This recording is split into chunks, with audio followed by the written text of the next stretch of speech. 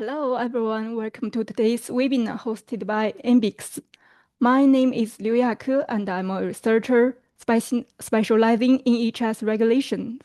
Today, we will explore a hot topics that are gaining increasing attention, recycled plastic regulations. Over the next 30 minutes, we will take a look at what kind of regulations China has now and what's the future outlook.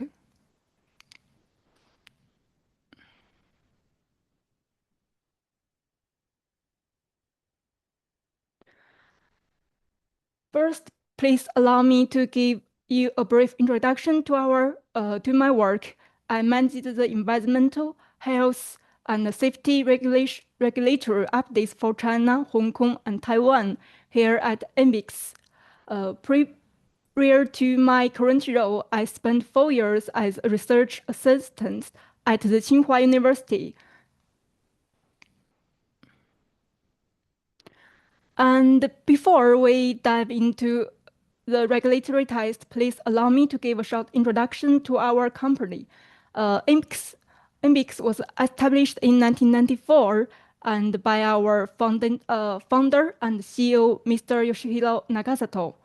We are headquartered in Japan, supported by a regular staff of 26, 20 associate domestic specialists, and an extensive global network of over 16 international partners. We focus strictly on the environment, occupational safety and health, and the industrial energy sectors. MBIX actively tracks environmental compliance across more than 50 countries. Our structural analysis spans over 20 topics. This includes micro issues like climate change, chemicals, energy conservation, and also some topics like ELV, packaging, plastic, which related to products. And here are some examples of our clients. Currently, we have more than 117 clients, ranging from customer electronics chains like Panasonic, Mitsubishi Electric, Hitachi, and also some automotive leaders like Toyota, Honda, Mazda, and Mitsubishi Motors. And this is just a short introduction to our company. Then let's move to the main topic of today's webinar. Our presentation today is structured into 4 parts. We will begin with the overview of China's recycled plastic framework, and then we will conduct a deep dive into the key regulatory and standardization updates. And third, we will explore the future outlook and sector-specific trends.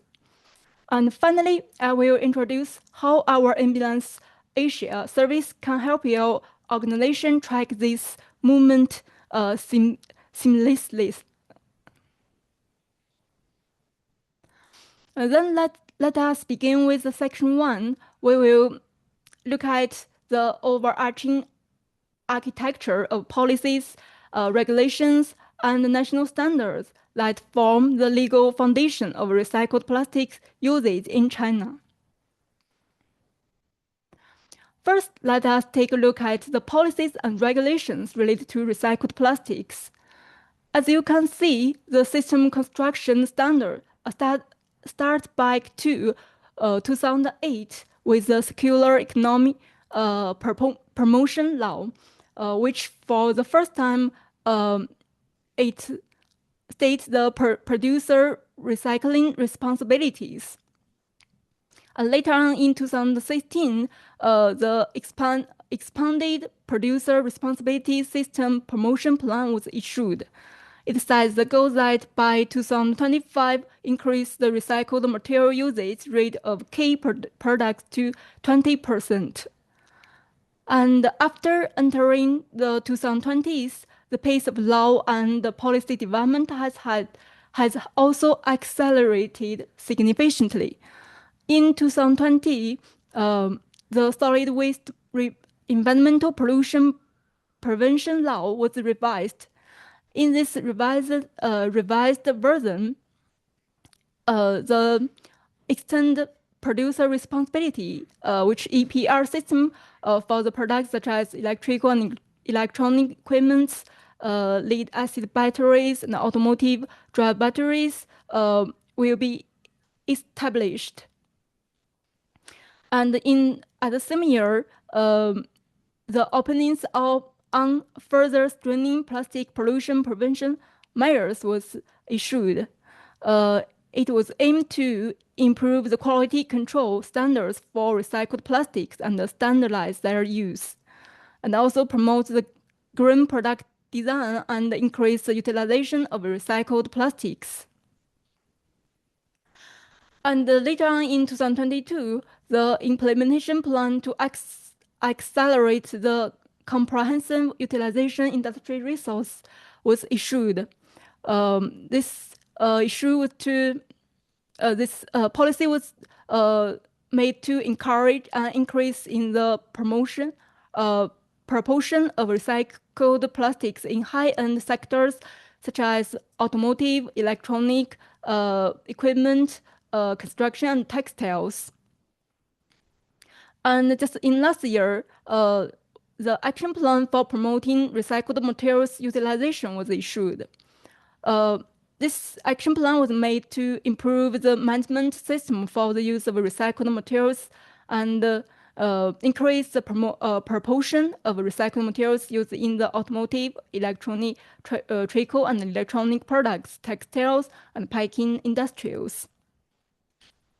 And in the early of this year, the comprehensive action plan for solid waste management was issued. It said that the state will further promote the EPR system and guide the manufacturers of electronic products, automobiles, and drive batteries to participate in recycling, and push forward with incorporating the use of recycled materials into the company social responsibility assessment. And after taking a brief look at the policies and the regulations, you can find that there are still no mandatory requirements for using recycled plastics in products. Most of them are just set the future goals or encourage the sectors like automotive, electrical, and electronic equipment sectors to increase the proportion of recycled plastics used in their products. And even there is still no mandatory requirements for using recycled plastics in the products, China has constructed a very comprehensive national standard system related to recycled plastics usage.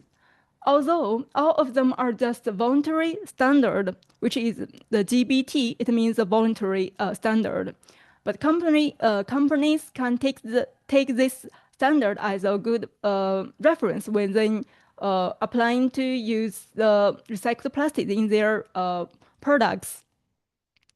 And you can find that there are several series standards. First is the 46019 series standards, which specify the technical specification for different recycled plastic products. And the second one is 46019 series product standards, which established the identification of different recycled plastic components. And the third one is 4006 series standards, which defines the technical requirements and the test methods for different recycled plastics. And the third is 46020 series standards, which provide the design guidelines for different recycled plastics. And besides these series standards, there are also many other standards which relate to the recycled plastics. The first one is the guidelines for the traceability and the environmental factor assessment. And there is also other standard which provide the identification and marking of recycled plastics. And also there is also one standard which provides the restrictions on hazardous substances in recycled plastics. And also there is one standard which provides the methodology for product carbon footprint quantification of recycled plastics.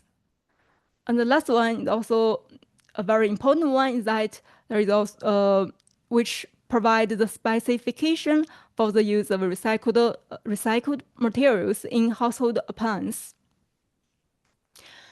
As you can see, the standard system for recycled plastics covers from the quality requirements of raw materials to the usage requirements in specific product.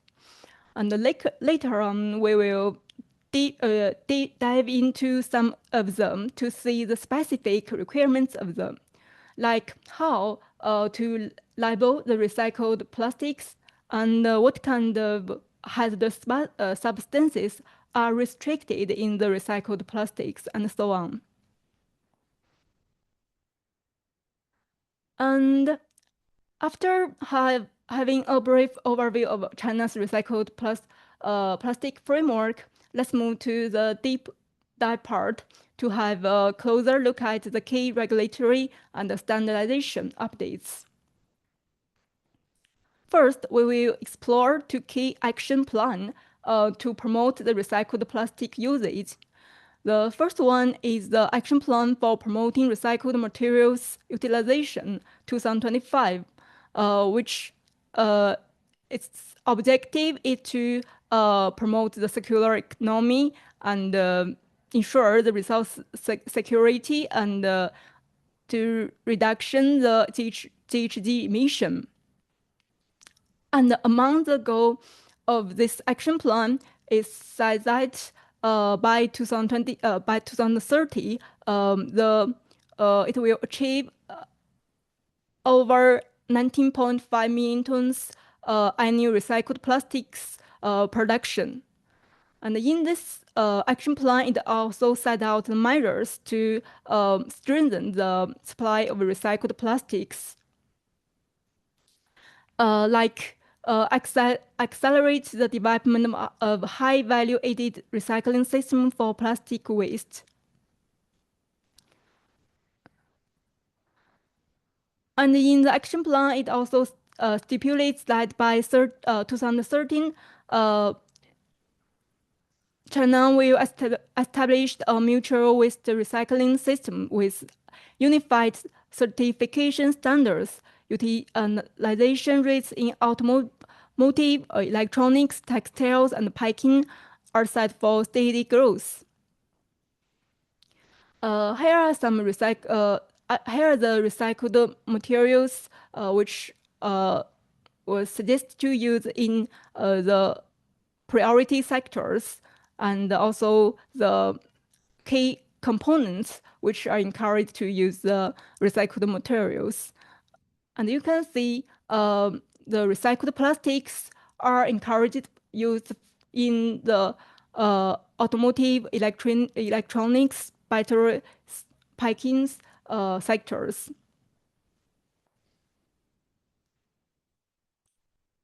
Continuously on the January 4th this year, the State Council issued another action plan named the Comprehensive Action Plan for Solid Waste Management. And in this action plan, it also sets some 2030 goals, like by 2030 to achieve 4.5 billion tons annual comprehensive utilization of bulk solid waste and 510 million tons annual recycling of key renewable resources. At the same time, it also set out measures to expanded the use of recycled materials, like guide the manufacturer to increase the proportion of recycled materials used in their products, and promote the inclusion of recycled materials usage in corporate CSR evaluations.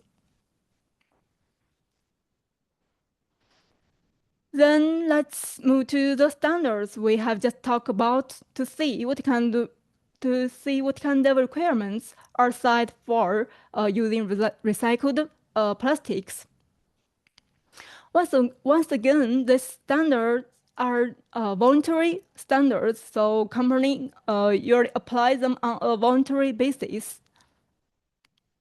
And first, let's look at the detail of the GBT 45090, which stipulates the identification and marking of recycled plastics. And this actually this standard is heavy, drawing heavily from the ISO 11469. So you can find that many of its contents are similar with this national standard. First, this standard is applied to the recycled plastics from the mechanical recycling, physical recycling, and chemical recycling. And this is just an example to show what is the structure of the identification of recycled plastics. As you can see, outside are two angle brackets, and the inside are the parameters of the recycled plastics. And the first one, PEHD, which means the recycled plastics are are made of high density PE. And the B2 means the color of it is blue. And the C here means it's cylindrical. And the one, which means that this material is derived from industrial products. And the REC 100 here means it containing 100% recycled plastics. And also, if it just contained 50% recycled plastics, here will become REC 50. The last one, A0, which means it's free of inorganic materials. And in the if it has 25, let's say 25% in organic materials, this one will become A25. So this is just an example of the structure of the identification. And in this standard, it also stipulates the marking label, the structure of the marking label. You can see it was made from the 3 arrow loops featuring the text REC inside of it. And it also sets some core design principles for the label. Like the color, for the color, the standard green is preferred, but other colors can also be used. Then let's move to the second one, which is also very important, is 45091, which sets the restrictions on hazardous substances in recycled plastics. This one was implemented on last year, June 1st. And its objective is to promote the recycling of plastic waste and provides relevant business in the recycled plastic industries. And in this standard, it classified the restrict substances into 3 tiers.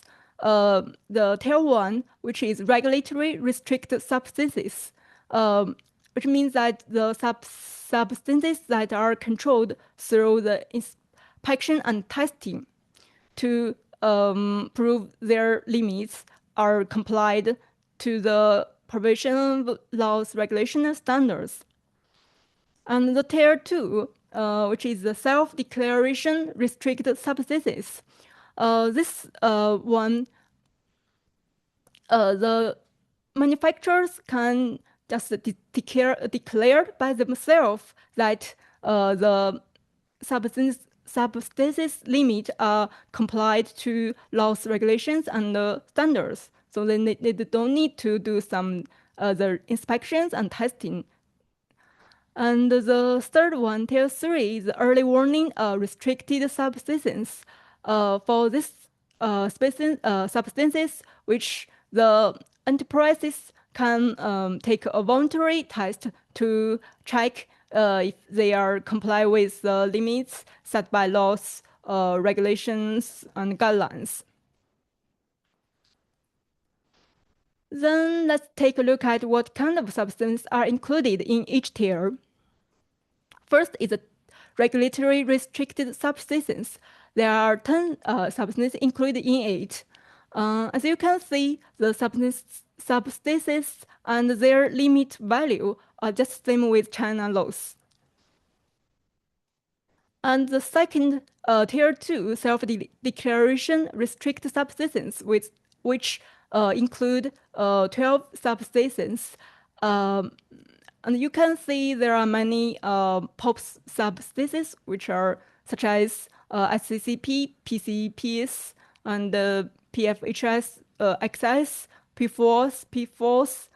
And you also can find that the limit value of this P4, P4s are just same with the Stockholm Convention.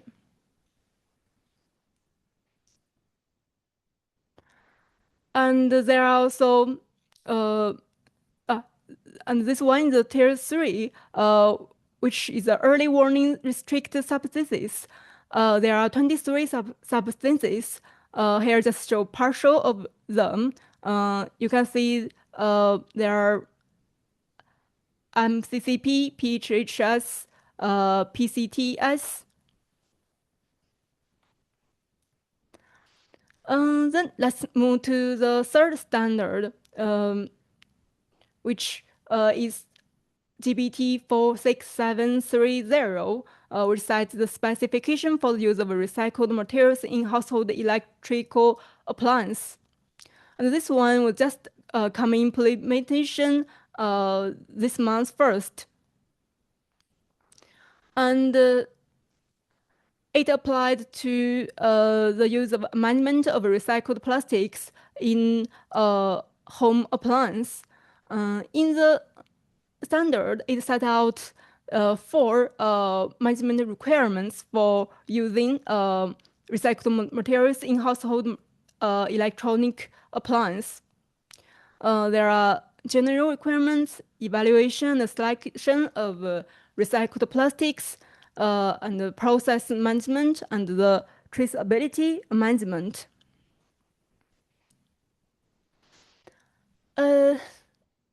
These are the main requirements for the evaluation and the selection of recycled materials.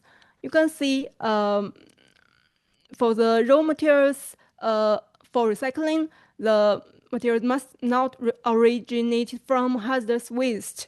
And for the restricted substances, the materials must comply with the requirements specified in GB 26572, which is also the China laws regulation. And for the performance requirements, the standard also set out the performance indicators for each recycled materials in the appendix. Like for the recycled plastics, the performance indicator for them are like this. You can find it in the appendix A.1. And then is the traceability management requirements, which is highly concerned by many manufacturers. Everyone wants to know what kind of documents shall be returned to approve the materials are from recycled materials. The standard divides companies into three entities across the supply chain. Like for the recycled materials production companies, they need to keep the purchase orders, contracts, and invoice for waste materials during the procurement process.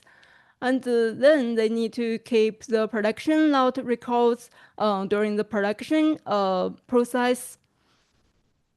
And during the product manufacturing process, they need to keep a report on the inspection of recycled materials, including the testing of components, performance, and harmful substances. And for the companies like parts manufacturing companies and home appliance manufacturing compliance, they are required to keep different documents. And finally, the products will be graded on both the overall recycled material usage rate and the specific recycled plastic usage rate. And let's say if one product has its overall recycled rate is greater than 25%, and its recycled plastic rate is greater than 20%. So the product will be graded as A++. And in this standard, it also gave out the formula to tell us how to calculate the overall recycled rate and the recycled plastic rate. Here is the formula for of calculating the PCR plastic usage rate. And that's all key regulatory and standardization updates. We will now transition to section 3. Let us take how this framework interacts with overarching Chinese national laws and explore upcoming sector-specific market trends. As we have talked in the beginning, currently China's circular framework is anchored by two foundational acts, Circular Economy Promotion Act and the Solid Waste Elimination Pollution Prevention Act. But you can find that both of these two laws don't have direct requirements regarding the usage of recycled materials. What brings us to a major regulatory milestone is the compilation of the Ecological and Environmental Code. During the early legislative review phases in 2025, early draft of Article 918.7 proposed a highly rigid framework. It said that the state will establish a system that mandates the use of recycled materials in key product categories. And it also said the scope of products that will be, it also will formulate the measures regarding the scope of products that will be required to use recycled materials, the types of recycled materials, and the mandatory usage rate. However, look at what happened during the official enactment. On March 12, 2000, this year, the Fifth National People's Congress officially passed the final text of Ecological and Environmental Code, locking in an official implementation date of August 15 this year. In the finalized text, the language Article 990 shifted smoothly.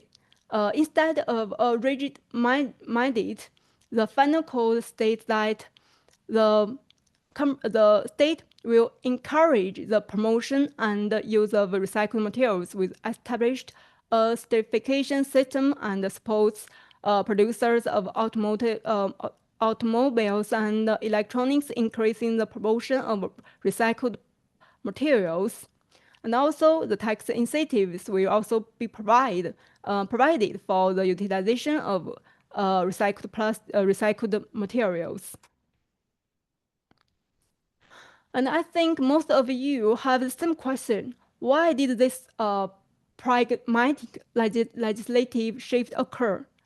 According to the local consultant, the shift was made based on the consideration that a certain legally rigid mandate across all sectors could disconnect law from the current economic realities, placing an unsustainable cost and compliance burden on small and medium enterprises.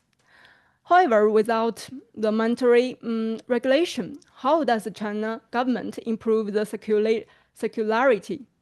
It was considered that the government will apply green procurement, targeted tax incentives, and new technical standards to encourage enterprises to build supply chain maturity before transitioning to future mandates. And however, from a long-term perspective, there is a very high possibility that the requirement to recycled materials usage will become mandatory. Here are the reasons. First is the mandatory transformation will drive the upgrading of same-grade recycling. And currently, most recycled materials can only be downgraded for use, where the mandatory use policy can directly create stable and large-scale demand for high-quality recycled materials. And the second reason is it will reshape the responsibility chain to achieve a closed-loop sharing of environmental cost. Currently, the costs are mainly bared by the recycling companies, but if the mandatory use was enacted, it will internalize the environmental externalities to production companies. So implying the EPR and ensuring that the environmental remediation costs are shared across the entire industry chain. A third reason is that it will stimulate the intrinsic motivation for recycled designs. And once the manufacturers directly bear the cost of recycled materials, they will proactively adopt the materials and designs that are easier to recycle, classify, and dispose to reduce their cost to obtaining the recycled materials in the future. Then let's examine the sector trends. First is the automotive sector, at where the recycled materials are actively used. These are the reasons why. First is, I think, first is also the most important that the EU ELV proposal.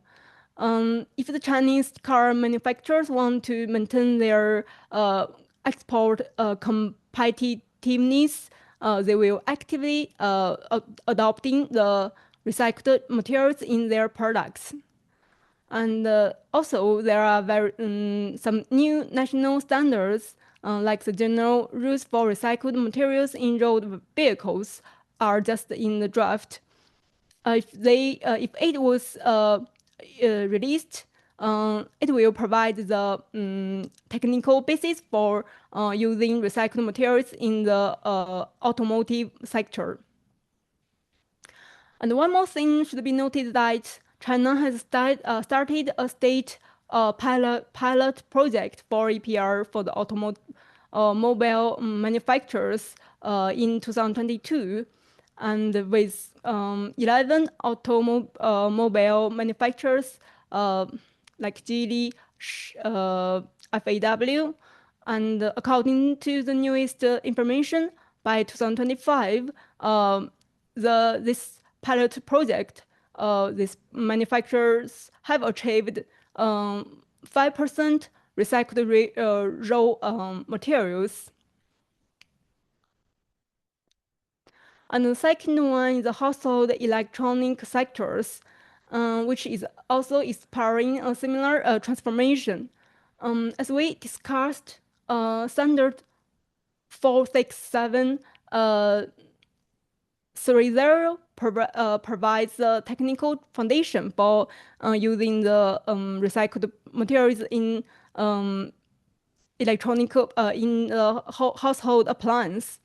Although the standard is a voluntary standard, but the market leaders like Hair TCL have already integrated the recycled plastics across active production lines.